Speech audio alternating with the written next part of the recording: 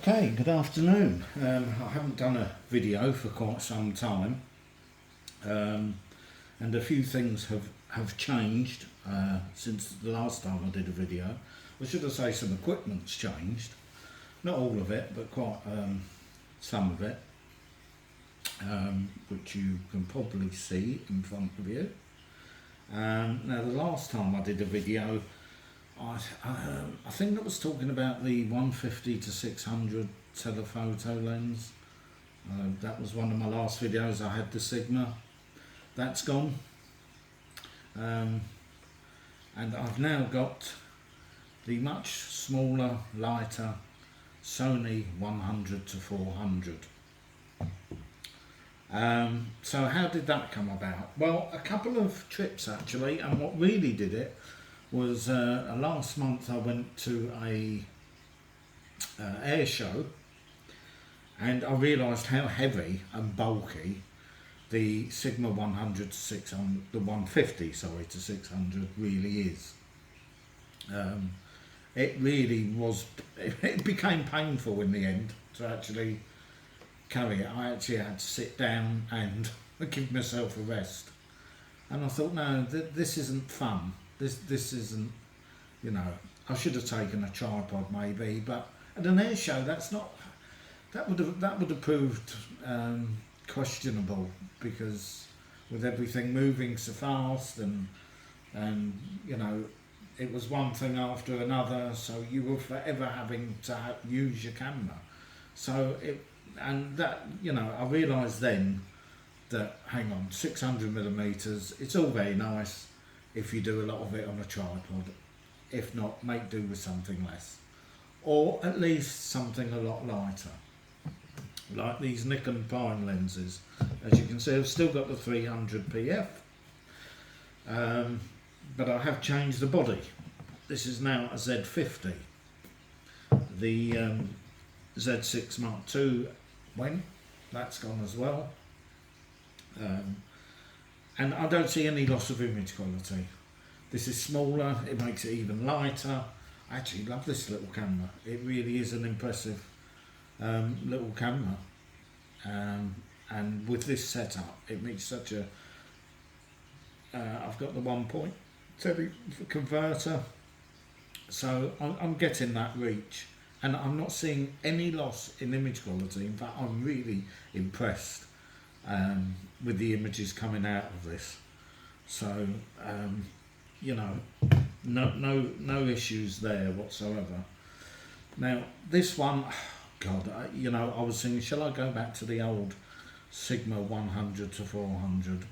But I got a pretty good deal on this 100 to 400, and of course I've still got this A7 IV Sony. I can't see that going anywhere.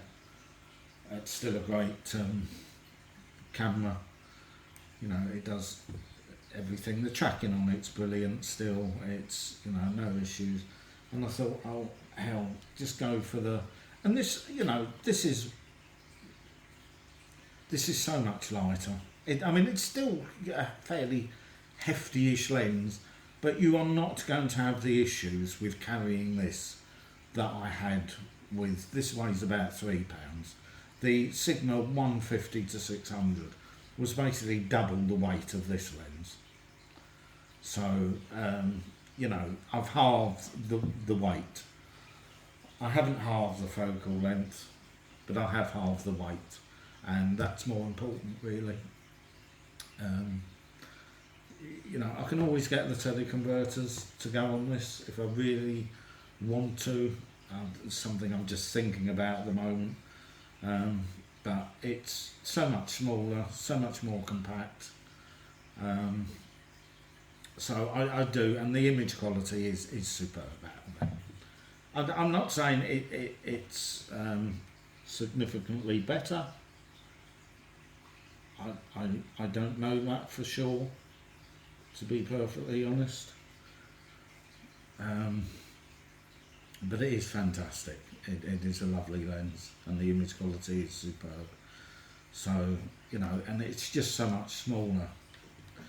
So, yeah. So out obviously I've got a new body here, a new lens there, same body there, same lens there, but everything else has gone. I've sold up and left. But this is something I haven't spoken about before because I didn't have this last time. And this is it's a bit of gas as well. And if you're not familiar with what gas is, it's gear acquisition syndrome.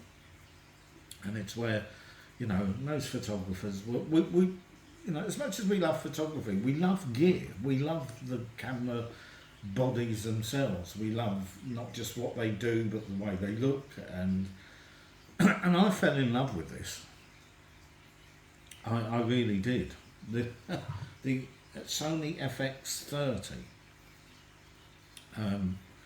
Maybe I should just take the cage off.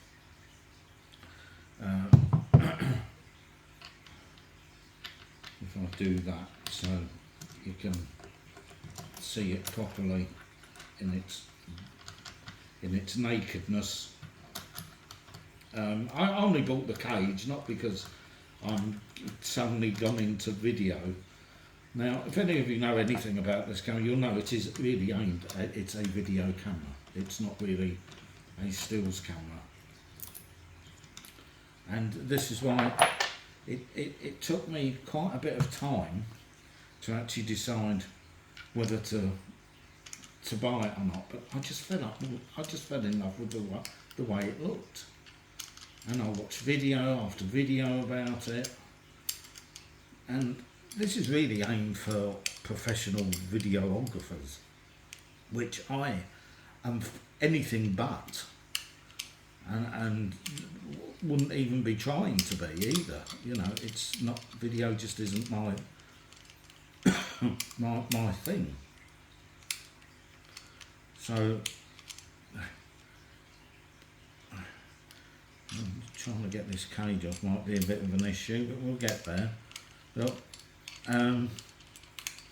so, and I kept watching videos, but the more videos I watched it, the more I just loved the ergonomics of it. And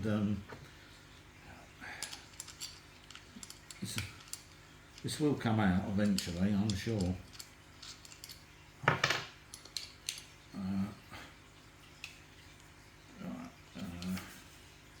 Let me just take the lens off.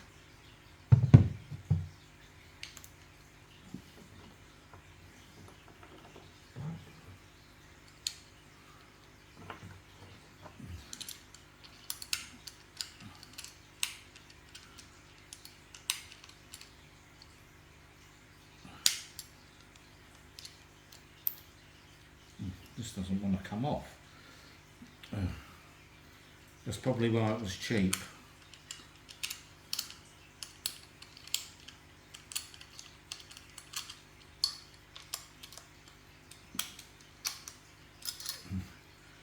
Yeah, well, this is a bit of excitement for everyone, isn't it? This doesn't seem to want to come out for some reason.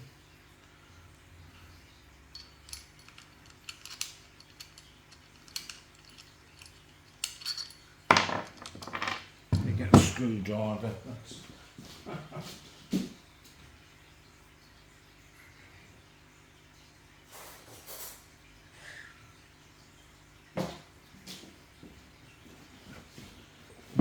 Should have done this before. I didn't think this was going to be a bit of a problem. Maybe I won't be putting this back on now once I do eventually get it out, because obviously, and as you can see, this is not a screwdriver.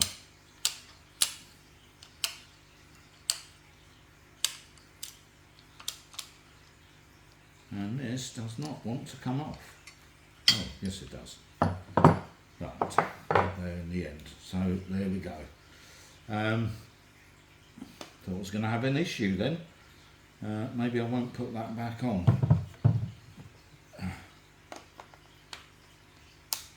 Anyway, there you go. This is, now this is you know, some of you may have heard of this camera, but I just loved it. I just loved. Yeah, it's got no viewfinder. That I don't actually find to be an issue. I've actually quite enjoyed, and it gave me an excuse to get this lens. Now this lens is the Sigma 18 to 35 1.4. Now I had that lens years ago on an old Canon 60D, and it was a lovely lens then, and it still is. It takes fantastic. It's a 1.8. It's like having 3 primes on one lens, and really the image quality is exceptional. And it's a Canon EF Fit, but I've got an MC11 Sigma adapter here, which enables you to put this lens. Now it is only compatible with certain lenses, so if you ever, and I don't know whether that would apply to the Sony A7 IV as well, whether you can put certain, I don't know, but you'd have to check the compatibility. I know this does work, and it works fine, by the way, absolutely fine. Now this is a video camera because it's aimed at professionals, because it has these advanced video features and video modes on it, but it also has 1080p and normal 4K and all the rest of it. It just, you know, if you want S-Log and all those things that I don't, which I have read a little bit more about, but I still don't really understand it, and I'm not that interested, because if I do some video, and I may well do that, I was thinking, because all this, I'm going to Botswana in about 4 months, well, February of next year. So I'm trying to get all my gear and I'm ready for that, and obviously, which is why I've opted for lighter gear as opposed to the heavy stuff. And I also thought maybe I could use this just purely just to take some video. But it actually takes very good stills as well. You know, you put a decent lens, like any camera, put a decent bit of glass on it, and you still get fantastic stills, and you do with this. It really is incredible. But, you know, it's got all these mounting points, and I just love it. It's just a beautiful, beautiful camera to actually use. It really is. It's absolutely lovely. It's a fantastic camera to use. I absolutely adore it. And the ergonomics of it, it's got a beautiful, beautiful handle. It's this thing for overheating, well, that's never going to happen with me, but I just think it adds to the appeal of the lens. It's got a lovely screen, which is even good in sunlight, lovely dials, lovely everything, although it's geared more towards, so it a bit of a guilty pleasure. Now, what I did also order was the upcoming Nikon ZF, which is coming on Monday. Now, I did try to cancel it because I thought, no, I've got all these and I don't need anything else. But unfortunately, I was too late, so it is coming. So I will do a video on the Nikon ZF on Monday and let you all have a look at it. And so I'm going to do that on Monday, and then I've got to decide whether I want to keep it or not. And I've got to decide what I'm going to take to Botswana, what I'm going to leave, and these are all things I'm going to have to think about and process mentally, because, you know, you just fall in love with certain bits of gear, and I was thinking, well, maybe keep the ZF and sell this, which would be the most logical thing for me to do. But I don't know, there's just something about this silly line of this. I just wish they made this stills camera that in this form factor. I really do. Unfortunately, I don't think they will, because this is aimed at video. So there you go. If you've got any questions about any of this, then please feel free to ask. And I should do another video. I might do an unboxing of the Nikon ZF when it comes on Monday. I won't be able to do it on Monday, probably Tuesday I will do the video. So I may just do the unboxing, being as it's a brand new camera. And what would you do? Would you keep the ZF, get rid of this? Would you keep both? You know, it's always difficult, isn't it? Because you know, you don't want to spend too much on things you're not going to use, or you know. And I keep saying to myself, well, this really isn't aimed at me, but I just kind of love its form factor, and I just, there's something about it I absolutely adore, and I do love this lens.